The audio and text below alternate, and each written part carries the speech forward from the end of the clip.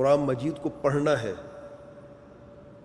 اور اس عظیم مہینے میں جو محروم ہے قرآن مجید کی تلاوت سے تو وہ بھی ہر خیر سے محروم ہے۔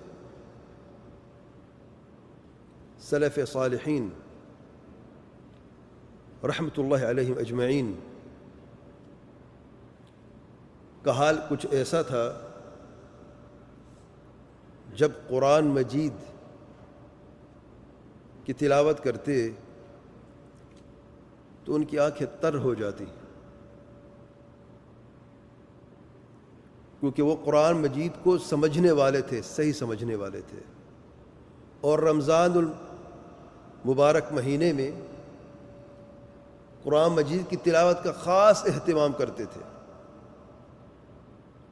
بعض سلف سے ثابت ہے کہ 3 دن میں ختم کرتے تھے، اور بعض 7 دن میں، بعض 10 دن میں، یعنی ایک مہینے میں 1 سے زیادہ ختم کرتے تھے۔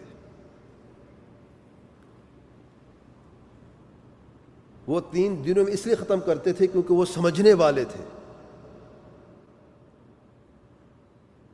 جب پڑھتے تھے تو سمجھ بھی لیتے تھے۔ ہم نے دگنی محنت کرنی ہے، ہم نے پڑھنا بھی ہے اور صحیح سمجھنا بھی ہے۔